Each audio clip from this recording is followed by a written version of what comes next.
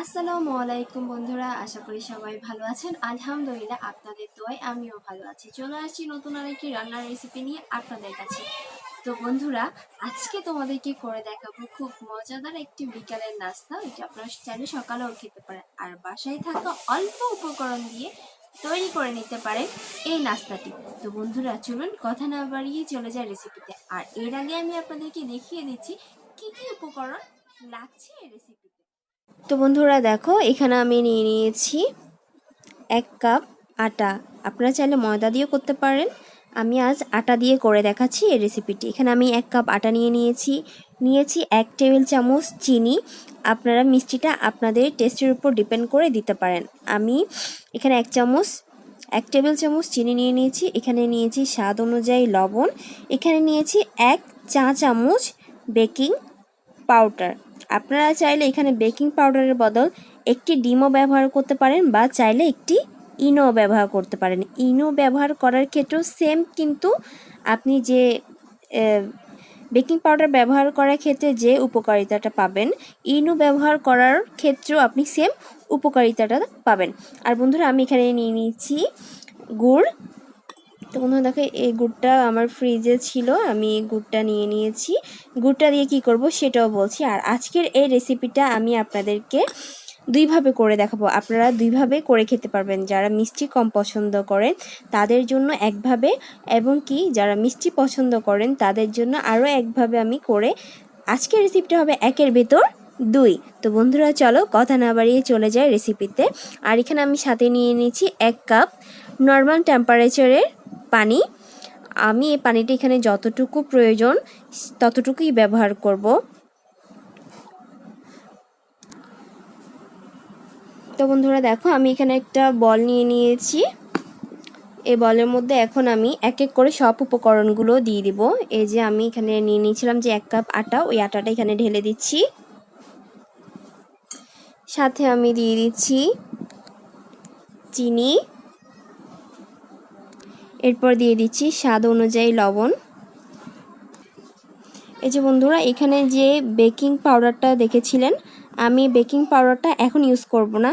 আমি বাকি যে 3টি উপকরণ দিয়েছি ওই 3টি উপকরণ একসাথে মিক্স করে পানি দিয়ে, এরপর আমি এই মিশ্রণটাকে 10 মিনিটের মতো রেস্টে দিয়ে রাখবো। এরপর আমি বেকিং পাউডারটা ব্যবহার করে আর কোনো রেস্টে না রেখে আমি সোজা চলে যাব কিন্তু রান্নাতে। তো বন্ধুরা, আমি এই বেকিং পাউডারটা এক পাশে রেখে দিয়ে এই 3টি উপকরণকে সুন্দরভাবে একটা হ্যান্ডউইচের সাহায্যে মিক্স করে নিচ্ছি।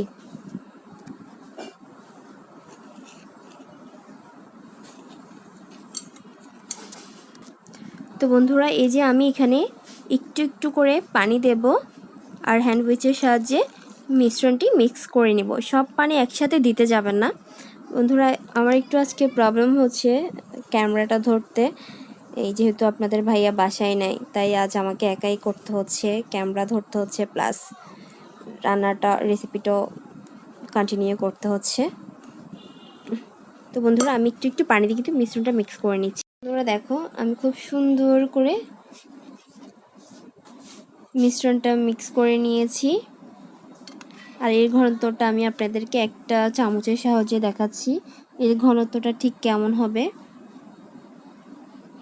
দেখো বন্ধুরা, ঠিক এ পর্যায়ে থাকবে এর ঘনত্ব। একটি প্যানকেকের মতোই বলতে পারেন এটা, মানে এর ঘনত্বটা প্যানকেকেরই মতো হবে। আর আমি যে 1 কাপ পানি নিয়েছিলাম, ওই 1 কাপ পানি থেকে দেখুন এই পরিমাণ পানি বেঁচে গিয়েছে। তো আপনারা যখন বানাবেন তখন সব পানি একসাথে না দিয়ে অল্প অল্প করে পানি দিয়ে মিশ্রণটি মিক্স করবেন। তাহলে হয়তো আপনারা আশা করি বুঝতে পারবেন যে কতটুকু থিকনেস আপনি চাচ্ছেন, ওই অনুযায়ী পানি ব্যবহার করবেন। তো বন্ধুরা, আমি এই মিশ্রণটি 10 মিনিটের জন্য রেস্টে রেখে দিচ্ছি। ফিরে আসছি 10 মিনিট পর। এই যে বন্ধুরা দেখো, আমি ফিরে এসেছি 10 মিনিট পর।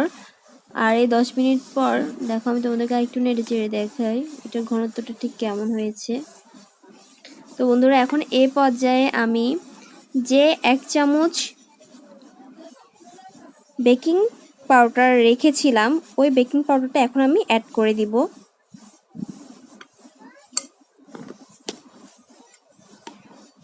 এখন আমি খুব সুন্দরভাবে মিশ্রণটি আবার মিক্স করব। এই যে বন্ধু দেখো আমি খুব সুন্দরভাবে মিশ্রণটি মিক্স করে নিয়েছি। বেকিং পাউডারটা খুব সুন্দরভাবে মিশে গেছে। আর বন্ধুরা আপনারা খুব সাবধানে মিশ্রণটা মিক্স করবেন যেন কোনো ধরনের লাম্পস না থাকে মিশ্রণে, তাহলে দেখতে সুন্দর লাগবে না, খেতেও ভালো লাগবে না। তো বন্ধুরা এই যে আমি খুব সুন্দরভাবে মিশিয়ে নিয়েছি। এখন চলে যাই চুলায়। এই যে চুলায় আমি একটা প্যান বসিয়ে দিয়েছি। এখন প্যানটা গরম হয়ে গেছে, আমি এতে একটু তেল ব্রাশ করে দেবো। একদম খুব অল্প পরিমাণে তেল ব্রাশ করে দেব। এই যে বন্ধুরা দেখছো আমি খুবই অল্প পরিমাণে এখানে তেলটা ব্রাশ করে দিচ্ছি। আপনারা চাইলে টিস্যুতেও হালকা একটু তেল নিয়ে ব্রাশ করে দিতে পারেন। তো বন্ধুরা আমি এই যে এই কাপের সাহায্যে আজকে সব প্যানকেকগুলো তৈরি করে নিব। মিশ্রণটি সুন্দর করে গুলে 1 কাপের মতো নিয়ে দিয়ে দেব। এই যে বন্ধুরা আমি 1 কাপের মতো নিয়ে দিয়ে দিচ্ছি। চুলার আঁচটা একেবারে লো ফ্লেমে রেখে করতে হবে। আর দেখো বন্ধুরা দেওয়ার কিছুক্ষণের মধ্যে চারপাশটা কেমন বাবলস উঠে আসতেছে। এটা দেখতে অনেকটা প্যানকেকের মতোই বলতে পারেন, এক ধরনের আটার প্যানকেক। এই যে বন্ধুরা তোমাদেরকে দেখাচ্ছি খুব কাছ থেকে। দেখো বন্ধুরা খুব সুন্দর একেবারে মাশাআল্লাহ জালি জালি হয়ে গেছে, একেবারে দেখতে চিতল পিঠার মতো লাগতেছে। এই পর্যায়ে আমি পিঠাটা তুলে ফেলবো।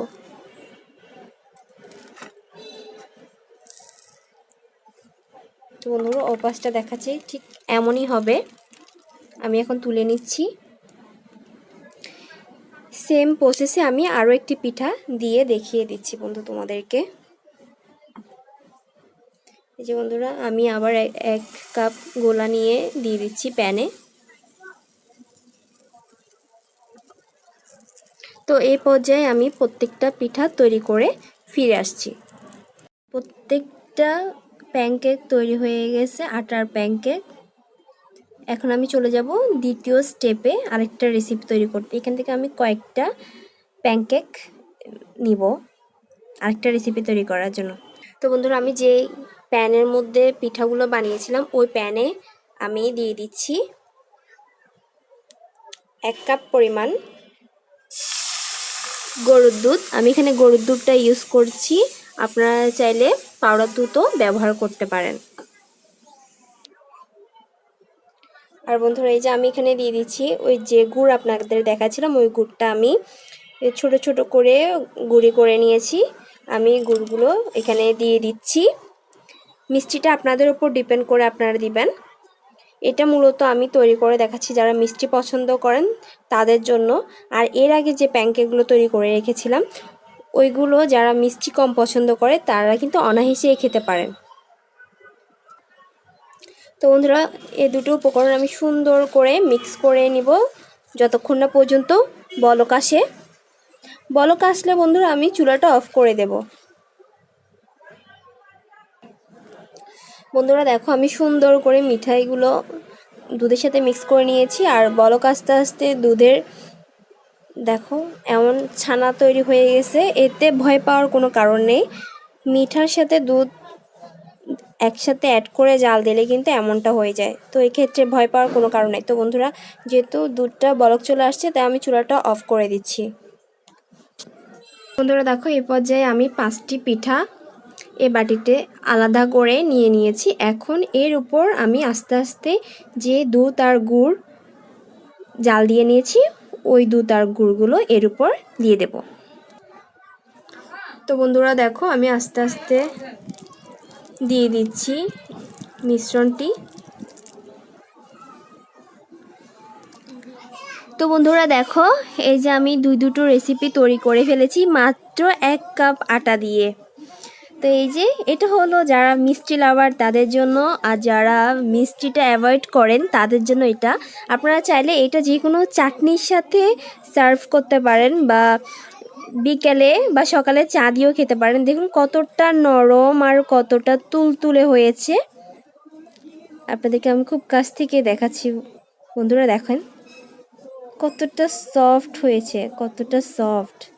তো বন্ধুরা আমার রেসিপিগুলো যদি তোমাদের ভালো লেগে থাকে অবশ্যই আমার চ্যানেলটা সাবস্ক্রাইব করে আমার পাশে থাকবে।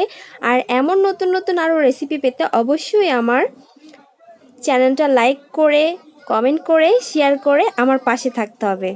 তো বন্ধুরা, ততক্ষণ পর্যন্ত তোমরা সবাই ভালো থেকো, সুস্থ থেকো। আল্লাহ হাফেজ।